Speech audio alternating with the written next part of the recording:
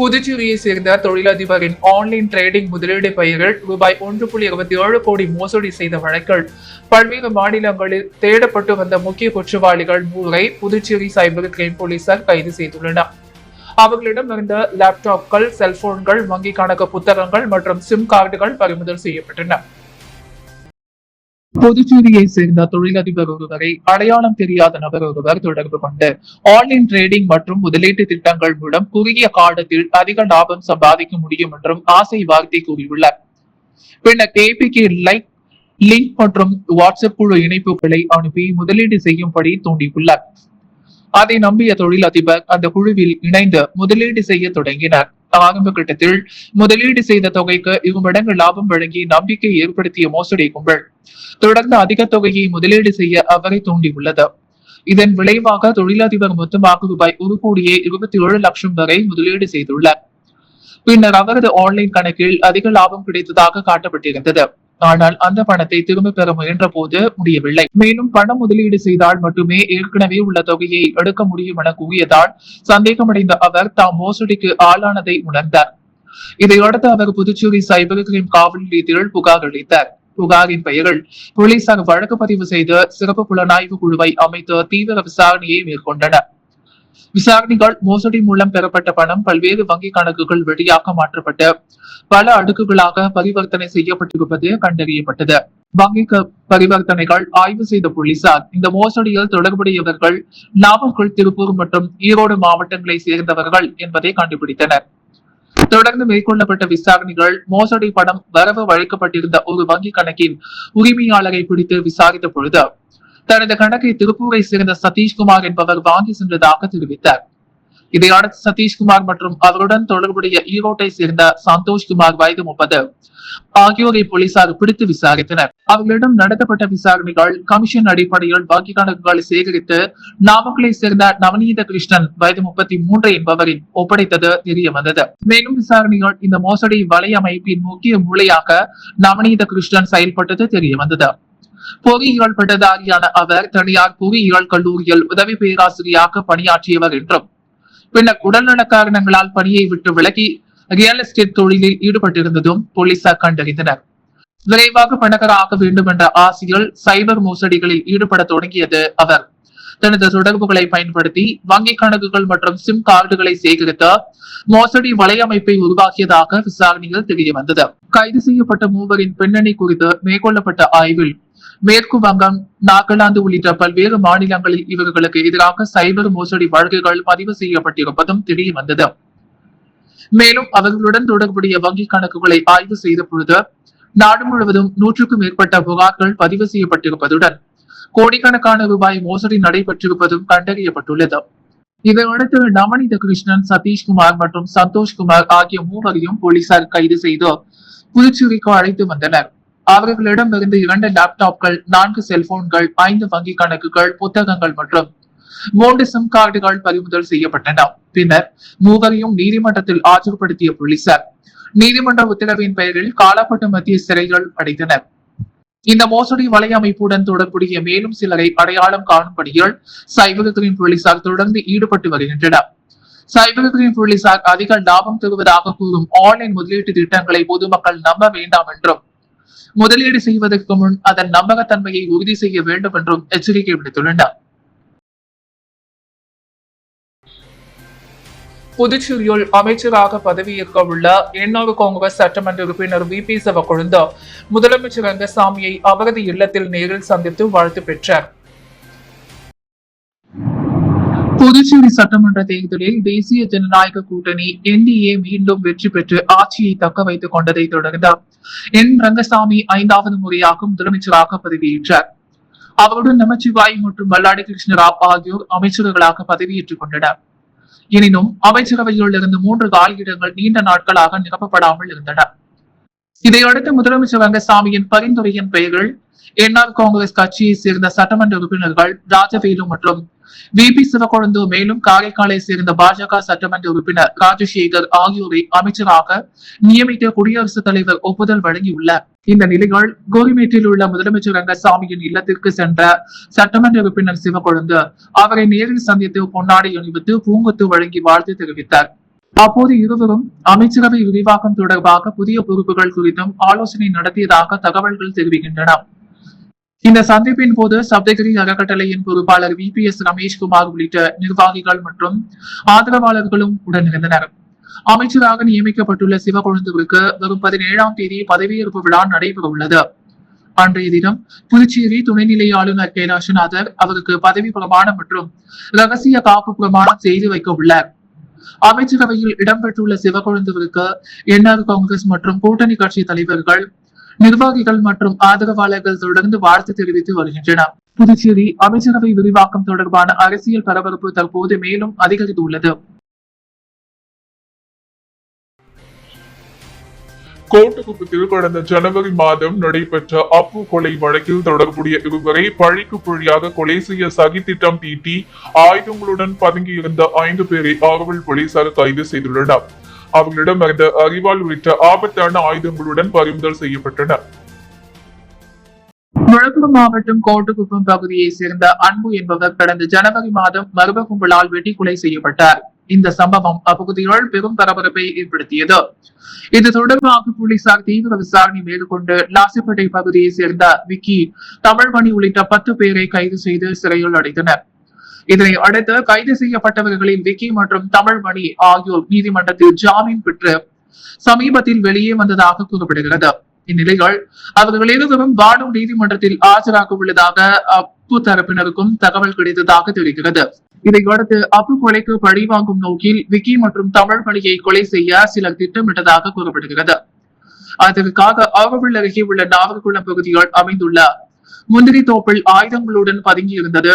நீதிமன்றத்திற்கு செல்லும் வழியில் தாக்குதல் நடத்த திட்டமிட்டிருந்ததாக போலீசார் சந்தேகிக்கின்றனர்.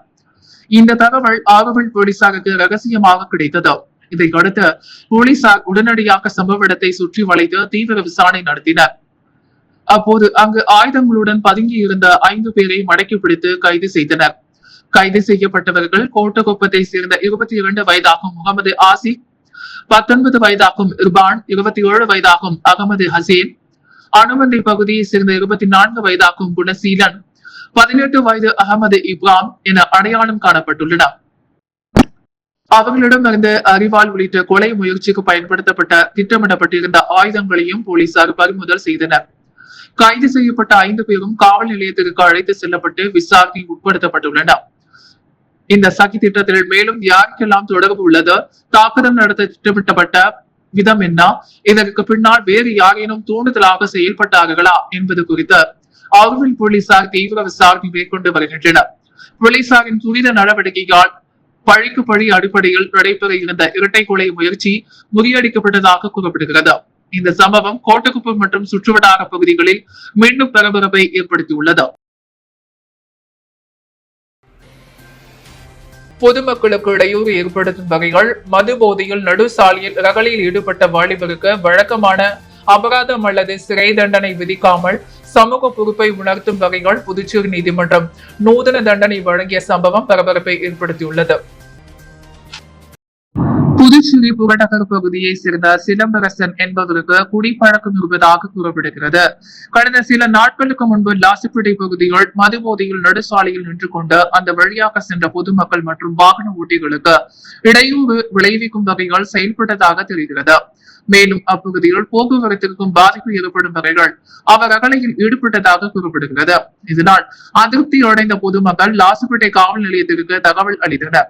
தகவலின் பெயரில் சம்பவ இடத்திற்கு விரைந்து சென்ற போலீசார் சிலம்பரசனை கைது செய்து காவல் நிலையத்திற்கு அழைத்து சென்றனர். பின்னர் அவர் மீது வழக்கு பதிவு செய்து புதுச்சேரி 1வது நீதித்துறை நடுவர் நீதிமன்றத்தில் ஆஜர்படுத்தினர். வழக்கை விசாரித்த நீதிபதி குற்றவாளிக்கு வழக்கமாக விதிக்கப்படும் அபராதம் அல்லது சிறை தண்டனையை வழங்காமல் சமூக விழிப்புணர்வை ஏற்படுத்தும் வகையில் வித்தியாசமான உத்தரவை பிறப்பித்தார். பொதுமக்களுக்கு இடையூறு ஏற்படுத்தியதன் விளைவுகளை நேரடியாக உணர வேண்டும் என்ற நோக்கில் புதுச்சேரியில் மிகுந்த போக்குவரத்து நெரிசல் காணப்படும் ராஜீவ் சதுக்கத்தில் 2 நாட்கள் போக்குவரத்து ஒழுங்குபடுத்துவதும் பணியில் ஈடுபட வேண்டும் என நீதிமன்றம் உத்தரவிட்டது. அதன்படி தொடர்ந்து 2 நாட்களுக்கு மாலை 5 மணி முதல் இரவு 7 மணி வரை வடக்கு போக்குவரத்து பிரிவு போலீசாருடன் இணைந்த போக்குவரத்தை ஒழுங்குபடுத்தும் பணியில் சிலம்பரசன் ஈடுபட வேண்டும் என நீதிமன்றம் அறிவுறுத்தியது. நீதிமன்ற உத்தரவின் பேரில் முதல் நாளான நேற்று மாலை ராஜீவ் சதுக்கத்தில் போக்குவரத்து போலீசாருடன் இணைந்த சிலம்பரசன் பணியாற்றினர். வாகனங்களை நிறுத்தி வழிநடத்துதல், நெரிசலை கட்டுப்படுத்துதல் உள்ளிட்ட பணிகளில் அவர் ஈடுபட்டதாக கூறப்படுகிறது. மாலை நேர உச்சகட்ட போக்குவரத்து நெரிசலுக்கு மத்தியில் பணியாற்றிய போது சாலையில் பயணிக்கும் பொதுமக்கள் மற்றும் போக்குவரத்து போலீசார் சந்திக்கும் சிரமங்களை நேரடியாக உணர்ந்ததாகவும் தனது செயலின் தவறை புரிந்து கொண்டதாகவும் அவர் தெரிவித்ததாக தகவல்கள் வெளியாகியுள்ளன.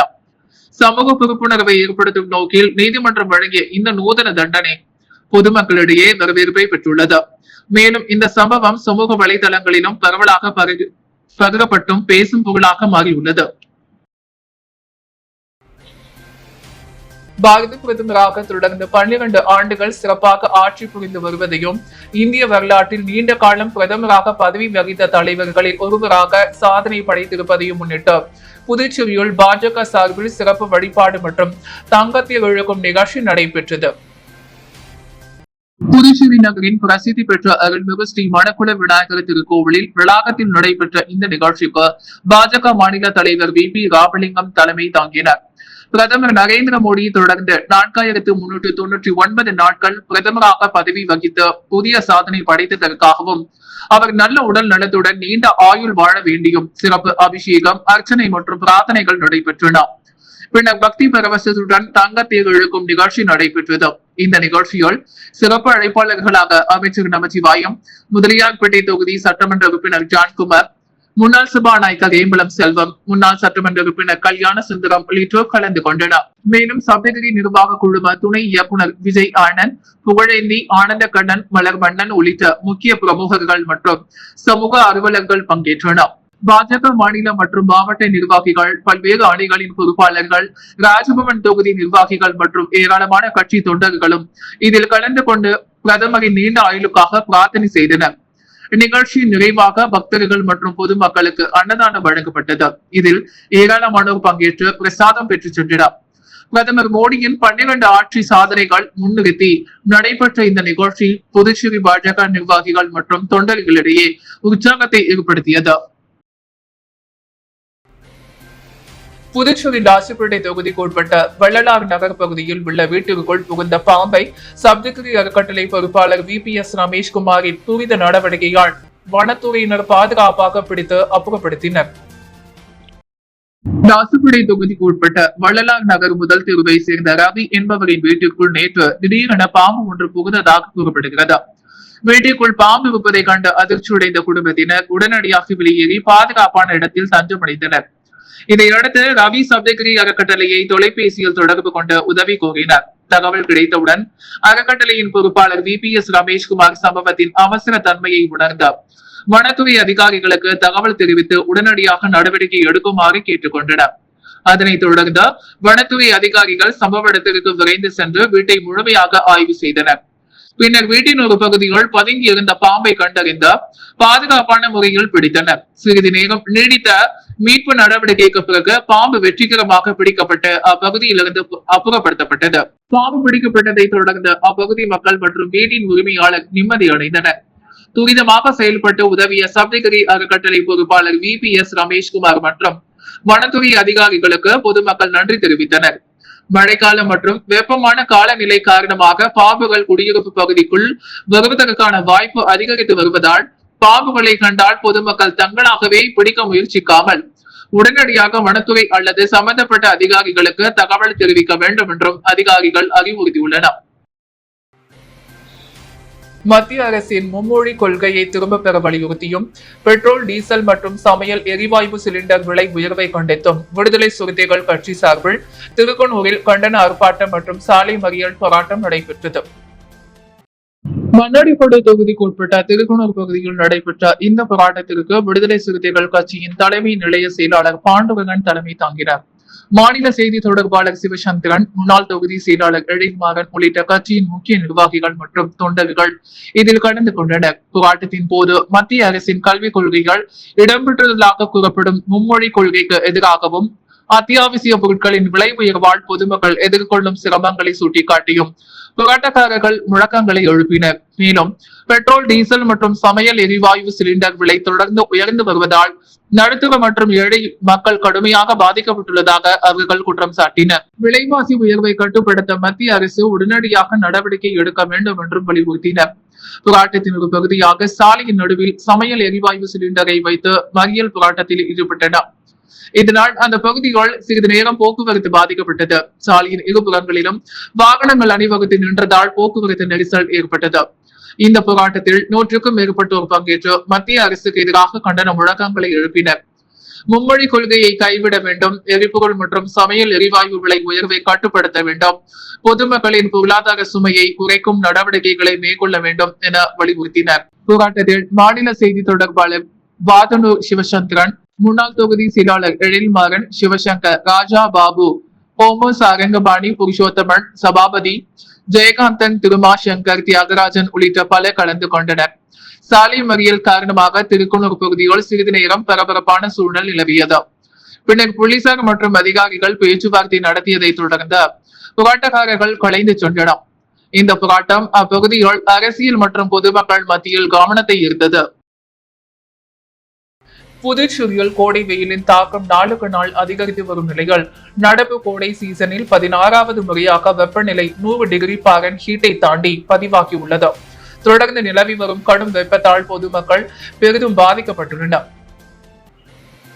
புதுச்சேரியில் இந்த ஆண்டு கோடை காலம் தொடங்கியதிலிருந்து வெயிலின் தாக்கம் அதிகமாக இருந்து வருகிறது. அக்னி நட்சத்திரம் தொடங்குவதற்கு முன்பாகவே வெப்பநிலை உயர தொடங்கியது. கடந்த மே 1ஆம் தேதி 100.4 டிகிரி ஃபாரன்ஹீட் வெப்பநிலையும், மே 3ஆம் தேதி 101.48 டிகிரி ஃபாரன்ஹீட் வெப்பநிலையும் பதிவாகின. இதற்கிடையில் மே 7ஆம் தேதி இரவு முதல் மே 8ஆம் தேதி பிற்பகல் வரை புதுச்சேரி மற்றும் சுற்றுவட்டார பகுதிகளில் கனமழை பெய்தது. இதன் காரணமாக வெப்பநிலையில் தற்காலிகமாக சரிவு ஏற்பட்டது. எனினும் மழைக்கு பின்னர் மீண்டும் வெயிலின் தாக்கம் அதிகரித்து வெப்பநிலை தொடர்ந்து 100 டிகிரி ஃபாரன்ஹீட்டை தாண்டி பதிவாகி வருகிறது. குறிப்பாக கடந்த ஜூன் 5ஆம் தேதி 104 டிகிரி ஃபாரன்ஹீட் வெப்பநிலை பதிவாகியது. இது இந்த ஆண்டில் இதுவரை பதிவான அதிகபட்ச வெப்பநிலையாகும். அதனைத் தொடர்ந்து ஜூன் 6ஆம் தேதி 102.7 டிகிரி ஃபாரன்ஹீட், ஜூன் 7ஆம் தேதி 100.76 டிகிரி ஃபாரன்ஹீட் மற்றும் ஜூன் 8ஆம் தேதி 101.8 டிகிரி ஃபாரன்ஹீட் வெப்பநிலைகள் பதிவாகின. இந்நிலையில் நேற்று ஜூன் 9 புதுச்சேரியில் மீண்டும் 102.2 டிகிரி ஃபாரன்ஹீட் வெப்பநிலை பதிவாகியது. இதன் மூலம் நடப்பு கோடை சீசனில் 16வது முறையாக வெப்பநிலை 100 டிகிரியை தாண்டி உள்ளது. தொடர்ச்சியாக நிலவி வரும் கடும் வெப்பம் காரணமாக மத்திய நேரங்களில் சாலைகள் வெறிச்சோடிகள் காட்சியளித்தன. அத்தியாவசிய பணிகளுக்காக வெளியே சென்ற பொதுமக்கள், தொழிலாளர்கள், வாகன ஓட்டிகள் மற்றும் முதியவர்கள் வெப்பத்தின் தாக்கத்தால் கடும் சிரமத்தை சந்தித்தனர். குளிர்பானங்கள், இளநீர் மற்றும் பழச்சாறு கடைகளில் மக்கள் கூட்டம் அதிகரித்தது. மருத்துவ நிபுணர்கள் பொதுமக்கள் தேவையற்ற வெளிப்புற பயணங்களை தவிர்க்கவும், அதிக அளவு தண்ணீர் மற்றும் நீர் சத்து நிறைந்த உணவுகளை உட்கொள்ளவும், மதிய நேரங்களில் நேரடி வெயிலில் நீண்ட நேரம் இருப்பதை தவிர்க்கவும் அறிவுறுத்தியுள்ளனர். வானிலை ஆய்வாளர்கள் கூறுகைகள் அடுத்த சில நாட்களுக்கு புதுச்சேரியில் வெப்பநிலை இயல்படையை விட அதிகமாகவே பதிவாக வாய்ப்புள்ளதாக தெரிவித்தனர். இதனால் பொதுமக்கள் முன்னெச்சரிக்கை நடவடிக்கைகளை கடைபிடிக்க வேண்டும் என அறிவுறுத்தப்பட்டுள்ளது. விளையனூர் தானியங்கி துணை மின் நிலையத்தில் ஏற்பட்ட தொழில்நுட்ப கோளாறு காரணமாக புதுச்சேரி நகர பகுதிகள் முழுவதும் நேற்று இரவு திடீரென மின்தடை ஏற்பட்டது. 1 மணி நேரத்திற்கும் மேலாக மின் விநியோகம் பாதிக்கப்பட்டதால் பொதுமக்கள் கடும் சிரமத்திற்குள்ளாகினர்.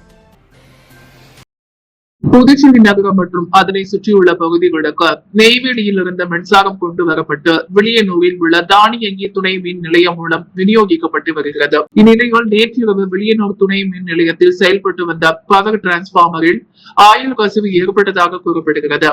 ஆயுள் கசிவால் டிரான்ஸ்பார்மரில் திடீர் பழுது ஏற்பட்டதை அடுத்து பாதுகாப்பு நடவடிக்கையாக இரவு சுமார் 8:20 மணி அளவில் புதுச்சேரி நகரம் முழுவதும் விநியோகம் நிறுத்தப்பட்டது.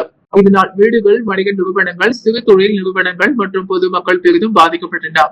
குறிப்பாக கோடை வெப்பம் நிலவி வரும் சூழலில் மின்தடை ஏற்பட்டதால் குழந்தைகள், முதியவர் மற்றும் நோயாளிகள் கடும் அவதியடைந்தனர். பல்வேறு பகுதிகளில் இருள் சூழ்ந்தும் சில இடங்களில் குடிநீர் விநியோகம் மற்றும் இணைய சேவைகளும் பாதிக்கப்பட்டதாக பொதுமக்கள் தெரிவித்தனர். மின்தடை குறித்து தகவல் அறிந்த மின்துறை அதிகாரிகள் மற்றும் ஊழியர்கள் உடனடியாக சம்பவ இடத்திற்கு விரைந்து சென்று பழுதை சரி செய்யும் பணியில் ஈடுபட்டனர். தொடர்ந்து மேற்கொள்ளப்பட்ட அவசர சீரமைப்பு பணிகளின் பின்னர் இரவு சுமார் 9:40 மணி அளவில் மின் விநியோகம் படிப்படியாக மீண்டும் வழங்கப்பட்டது. நகரின் பல்வேறு பகுதிகளுக்கு சுழற்சி முறையில் மின்சாரம் வழங்கப்பட்டு நிலைமை சீராக்கப்பட்டது. இது குறித்து மின்துறை கண்காணிப்பு பொறியாளர் கனியமுதன் வில்லியனூர் துணை மின் நிலையத்தில் உள்ள டிரான்ஸ்பார்மரில் ஏற்பட்ட தொழில்நுட்ப பழுது காரணமாக புதுச்சேரி நகர பகுதிகளில் மின்தடை ஏற்பட்டது. பழுதை சரி செய்யும் பணியில் மின்துறை ஊழியர்கள் தீவிரமாக ஈடுபட்டனர். சீரமைப்பு பணிகள் முடிவடைந்ததை தொடர்ந்து வழக்கம் போல் மின் விநியோகம் வழங்கப்பட்டு வருகிறது என்றார்.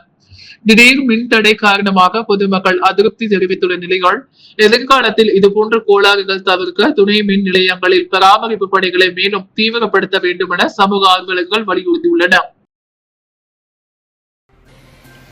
மிஷின் வீதியில் உள்ள வஉசி அரசு மேல்நிலைப் பள்ளியில் தினமலர் மாணவர் பட்டம் இதழ் வெளியீட்டு விழா நடைபெற்றது. இதனை பாஜக மாநில தலைவர் VP ராமலிங்கம் வெளியிட்டார். புதுச்சேரி மிஷின் வீதியில் உள்ள வஉசி அரசு மேல்நிலைப் பள்ளியில் இன்று தினமலர் மாணவர் பட்ட இதழ் வெளியீட்டு விழா நடைபெற்றது. இதில் சிறப்பு அழைப்பாளராக கலந்து கொண்ட பாஜக மாநில தலைவர் VP ராமலிங்கம் தினமலர் பட்டம் இதழை வெளியிட்டு மாணவர்களுக்கு வழங்கினார். நிகழ்ச்சியில் பள்ளி துணை முதல்வர் மற்றும் தலைமை ஆசிரியர்கள், மாணவர்கள் பலர் கலந்து கொண்டனர். புதுச்சேரி வைத்திய கண்ணியம்மாள் அறக்கட்டளை சார்பில் 19ஆம் ஆண்டு அறக்கட்டளை தொடக்க விழா மற்றும் அன்னை தந்தையார் தின விழா ஆகிய முப்பெரும் விழா கொண்டாடப்பட்டது. ராசிப்பேட்டை ஏர்போர்ட் பின்புறம் பழங்குடியினர் காலனி அருகே நடைபெற்ற இவ்விழாவில் அன்னமேரி வரவேற்றார். குருமென்ஸ் பழங்குடியினர் நல சங்கம் தலைவர் கோவிந்தராஜ் முன்னிலை வகித்தார். புதுச்சேரி மாநில பழங்குடி மக்கள் கூட்டமைப்பு தலைவர் ராம்குமார் நோக்க உரையாற்றினார். அறக்கட்டளை தலைவர் வைத்தி கஸ்தூரி தலைமை தாங்கி நலத்திட்ட உதவிகள் வழங்கினர். முன்னாள் ராணுவ வீரர் ராதா ஆலமந்தார், பாரதிதாசன் அறக்கட்டளை தலைவர் கோ பாரதி ஆகியோர் சிறப்புரை ஆற்றி பரிசுகள் வழங்கினார். உதவி பொறியாளர் கௌசல்யா பிரேமராஜ் வாழ்த்துரை வழங்கினார். முடிவில் சமூக சேவகர் சுசிலா நாராயணன் நன்றி கூறினார். கடந்த ஒரு மாதமாக குப்பைகள் முறையாக அகற்றப்படவில்லை என குற்றம் சாட்டி கெஸ்ட் ஹவுஸ் உரிமையாளர்கள் சிலர் தங்களது விடுதிகளில் தேங்கி இருந்த குப்பைகளை நகராட்சி அலுவலகம் முன்பு கொட்டி போராட்டத்தில் ஈடுபட்ட சம்பவம் கோட்டக்குப்பம் பகுதியில் பரபரப்பை ஏற்படுத்தியது. விழுப்புரம் மாவட்டம் கோட்டக்குப்பம் நகராட்சிக்கு உட்பட்ட தன்னந்திரியான் குப்பம் பகுதி சுற்றுலா பயணிகள் அதிகம் வருகை தரும் பகுதியாகும். இப்பகுதியில் 100க்கும் மேற்பட்ட தங்கும் விடுதிகள் மற்றும் கெஸ்ட் ஹவுஸ்கள் செயல்பட்டு வருகின்றன. இந்நிலையில் கடந்த மாதம் காலமாக அப்பகுதியில் சேகரமாகும் குப்பைகளை நகராட்சி நிர்வாகம் முறையாக அகற்றவில்லை என கெஸ்ட் ஹவுஸ் உரிமையாளர்கள் குற்றம் சாட்டினர். இதன் காரணமாக விடுதிகளை சுற்றி குப்பைகள் தேங்கி துர்நாற்றம் வீசுவதோடு சுகாதார சீர்கேடும் ஏற்பட்டுள்ளதாக அவர்கள் தெரிவித்தனர். பலமுறை நகராட்சி நிர்வாகத்திடம் புகார் அளித்தும் உரிய நடவடிக்கை எடுக்கப்படவில்லை என கூறிய கெஸ்ட் ஹவுஸ் உரிமையாளர்கள் தங்களது எதிர்ப்பை வெளிப்படுத்தும் வகையில் போராட்டத்தில் ஈடுபட்டனர். அவர்கள் தங்களது விடுதிகளில் சேகரித்து வைக்கப்பட்டிருந்த குப்பைகளை வாகனங்களில் ஏற்றி வந்த கோட்டக்குப்பம் நகராட்சி அலுவலகத்தின் நுழைவாயில் முன்பு கொட்டினர். இதனால் நகராட்சி அலுவலக வளாகத்தில் சிறிது நேரம் பரபரப்பான சூழல் நிலவியது. அலுவலகத்திற்கு வந்த பொதுமக்கள் மற்றும் ஊழியர்கள் சிரமம் அடைந்தனர். சம்பவம் குறித்து தகவல் அறிந்த நகராட்சி அதிகாரிகள் மற்றும் ஊழியர்கள் உடனடியாக அங்கு வந்து போராட்டத்தில் ஈடுபட்டவர்களுடன் பேச்சுவார்த்தை நடத்தினர். குப்பைகள் அகற்றும் பணியை உடனடியாக மேற்கொள்ள நடவடிக்கை எடுக்கப்படும் எனவும் உறுதியளித்ததை தொடர்ந்து போராட்டத்தில் ஈடுபட்டவர்கள் கலைந்து சென்றனர். பின்னர் நகராட்சி ஊழியர்கள் அலுவலகம் முன்பு கொட்டப்பட்டிருந்த குப்பைகளை அகற்றி அப்புறப்படுத்தினர். சுற்றுலா மையமாக விளங்கும் தன்னந்திரியான் குப்பம் பகுதியில் குப்பை மேலாண்மை பணிகளை நகராட்சி நிர்வாகம் முறையாக மேற்கொள்ள வேண்டும் எனவும் கெஸ்ட் ஹவுஸ் உரிமையாளர்கள் வலியுறுத்தியுள்ளனர். இந்த சம்பவம் கோட்டக்குப்பம் பகுதியில் சிறிது நேரம் பரபரப்பை ஏற்படுத்தியது. புதுச்சேரியின் முன்னாள் முதலமைச்சர் ஜானகிராமன் 7ஆம் ஆண்டு நினைவு நாளை முன்னிட்டு அவருக்கு அஞ்சலி செலுத்தும் நிகழ்ச்சி நடைபெற்றது. இந்த நிகழ்வில் புதுச்சேரி முன்னாள் முதலமைச்சர் நாராயணசாமி, முன்னாள் சபாநாயகர் செல்வம் ஆகியோர் கலந்து கொண்டு ஜானகிராமன் உருவப்படத்திற்கு மலர் தூவி மரியாதை செலுத்தினர். மேலும் இந்நிகழ்ச்சியில் பலர் கலந்து கொண்டு முன்னாள் முதலமைச்சர் ஜானகிராமனின் அரசியல் மற்றும் சமூக சேவைகளை நினைவு கூர்ந்து அஞ்சலி செலுத்தினர். தேயன்பாளையம் கிராமத்தில் புதிதாக வழங்கப்பட்டுள்ள இலவச மனை பட்டா பிரிவில் புதிதாக சாலை அமைக்கும் பணிக்கான பூமி பூஜை சட்டமன்ற உறுப்பினர் ராமு தலைமையில் நடைபெற்றது. அரியாங்குப்பம் கொம்யூன் வடவெளி கிராமத்தில் பொதுப்பணித்துறை கட்டிடங்கள் மற்றும் சாலைகள் தெற்கு கோட்டத்தின் மூலம் தேயன்பாளையத்தில் அமைந்துள்ள ஆதி திராவிடர் நலத்துறை மற்றும் பழங்குடியினர் நலத்துறையின் இலவச மனை பட்டா குடியிருப்பு பகுதிக்கு சாலை வசதிகள் அமைப்பதற்காக 30,50,000 ரூபாய் மதிப்பீட்டில் திட்ட மதிப்பீடு செய்யப்பட்டு அரசாணை பெறப்பட்டுள்ளது. இந்த திட்டத்திற்கான ஒப்பந்த புள்ளிகள் கோரப்பட்ட இந்த பணிக்கான பூமி பூஜை இன்று காலை மணவெளி சட்டமன்ற உறுப்பினர் ராமு தலைமையில் நடைபெற்றது. இந்நிகழ்ச்சியில் தலைமை பொறியாளர் வீரசெல்வம், செயற்பொறியாளர் சந்திரகுமார், உதவி பொறியாளர் முகமது தமீதுல் அன்சாரி, இளைநிலை பொறியாளர் கார்த்திக் மற்றும் ஒப்பந்ததாரர் பழனிவேல், தாவேகா கட்சி நிர்வாகிகள், ஊர் பிரமுகர்கள் பலரும் கலந்து கொண்டு விழாவினை சிறப்பித்தனர். அன்றாட செய்திகளை உடனுக்குடன் தெரிந்து கொள்ள பாண்டி ஹெட்லைன்ஸ் சேனலுக்கு சப்ஸ்கிரைப் செய்து கொள்ளுங்கள்.